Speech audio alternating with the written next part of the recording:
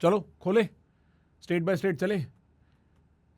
बताओ भाई कहाँ से शुरू करें? आपको जो दिल करे, जो आपके दिल के सबसे इसको करीब हो, हाँ, जो आपकी गर्लफ्रेंड हरियाणा जहाँ पे से शुरू रहती करते हैं। नहीं, मेरी हाँ। गर्लफ्रेंड तो विदेशी है भाई। अच्छा।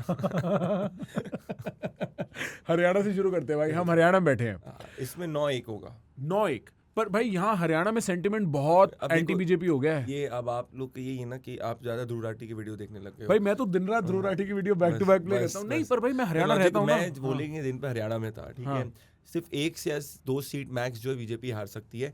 पूरा का पूरा करंट वो है सिरसा और रोहतक की सीट। इसमें से भी रोहतक बीजेपी जीत सकती है, क्योंकि रोहतक के अंदर जो एक विधानसभा आती है कोसली करके, पिछली बार वहाँ से बीजेपी को 70-80 हज़ार वोट की लीड थी। इस बार और ज़्यादा की लीड होगी, और नॉन जाट जो है कंसोलिडेट हो गया। और यहाँ पे एक और चीज़ क्या हुई है कि जो आयुष्मान कार्ड जो गवर्नमेंट की तरफ से है वो बहुत बड़ा इंपैक्ट हुआ है। तीसरी चीज़ ये है कि लोगों के अंदर एक डर हो गया कि भाई अगर हुड्डा जी की अगर आ जाएंगे तो ऐसा ना हो पर्ची वाला जैसे चलता था कि भाई जिसने फोन किया उसको भर्ती मिल जाएगी। इस बार थोड़ा सिस्टम हरियाणा में ट्रांसपेरेंट हो गया है, तो no doubt Hooda will win, can win it for sure, but it's very difficult. Last time also जब वो हारे थे तो 7,500 वोट से हारे थे, इस बार हार सकते हैं।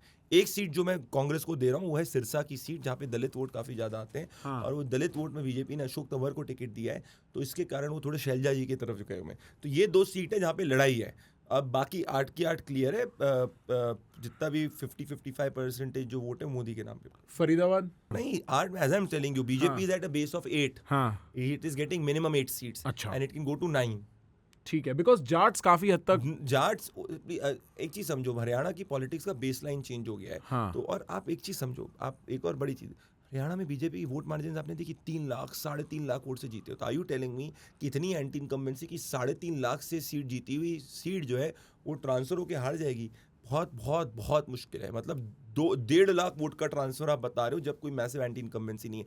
हरियाणा में जाट की पॉपुलेशन 20% प्लस कुछ है। नॉन जाट इतना कंसोलिडेट हो गया, तो अगर जाट कंसोलिडेट होगा तो नॉन जाट भी तो काउंटर कंसोलिडेट होगा। तो ये चीज है, तो जाट का मोनोपोली जो है वोट में इतना नहीं है, क्योंकि स्टेट असेंबली से खुश नहीं है। हाँ, वो मैं आपसे सहमत हूँ। हाँ, वो लोग मैं बहुत आपसे परेशान कंप्लीटली हैं। सहमत हूँ। पर स्टेट और लोकसभा में डिफरेंस है, और आप देखिएगा 8 seat minimum Bharatiya Janata party की आएगी। Punjab generally Congress strong hold रहता है। पिछली देखो, ये पंजाब में आम आदमी कांग्रेस इन्हीं के बीच में हम लोगों ने जो एग्जिट पोल में दिया है, 3 सीट बीजेपी जीत रही है।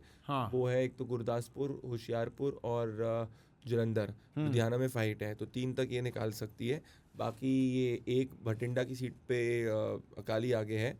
4 ये अराउंड 4 और सीट्स पे ऊपर आम आदमी पार्टी है, और बाकी पे कांग्रेस है। तो it's a split between. Congress को पिछली बार 8 सीट थी, इस बार कांग्रेस 4 सीट ला रही, तो यहाँ कांग्रेस को नुकसान हो रहा है। और आम आदमी पार्टी पकड़ रही है सीटें यहाँ पे। हाँ, थोड़ी सी निकाल इवन दो पंजाब में सेंटिमेंट बहुत प्रो आम आदमी नहीं है। तो नहीं तेरा है। देखोगे तभी तो मैं कह रहा हूँ स्प्लिट हो रहा है। तो 13 अगर आप देखोगे तो पिछली बार कांग्रेस 8 सीट लेके आई थी, तो इस बार 4 या मैक्स 5। तो यहाँ कांग्रेस का नुकसान हो रहा है। तो कांग्रेस जो 52 सीट्स लेके आई थी उसमें से 50% सीट्स पंजाब और केरला से लेके आई थी, 15 और 8 23। तो 23 52 में से 23 तो वहीं से लेके आई थी।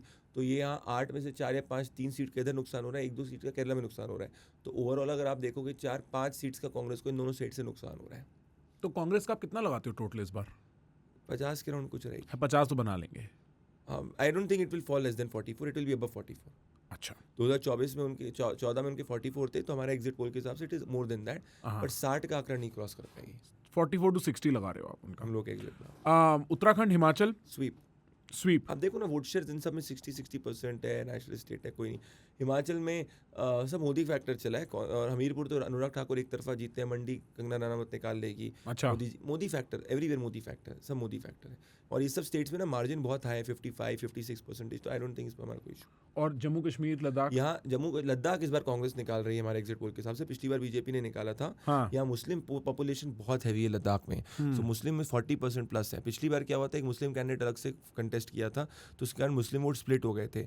इस बार ऐसा नहीं है, तो इस बार कांग्रेस को कंसोलिडेट हो रहे हैं, और भाजपा के भी अंदर थोड़े से एक तरफा बुद्धिस्ट वोट नहीं जा रहे हैं, तो इसलिए लद्दाख कांग्रेस निकाल रही है। जम्मू की दोनों सीट्स बीजेपी जीत रही है, वैली की सीट्स एनसी जीत रही है, नेशनल कॉन्फ्रेंस। तो कांग्रेस का उसमें नहीं है। तो कांग्रेस 1 लद्दाख, 2 बीजेपी, 3 एनसी जीत रही। महबूबा मुफ्ती पीडीपी नहीं जीत रही है, तो 3 2 5 ये 6 ऐसा है। अच्छा, ठीक है। बीजेपी लड़ी 2 सीट रही है Jammu. Guys, if you're enjoying the clips that we are putting out on this channel, you can consume all our podcasts in small clips right here. We chunk them together and release them just for your convenience. Do not forget to press the subscribe button.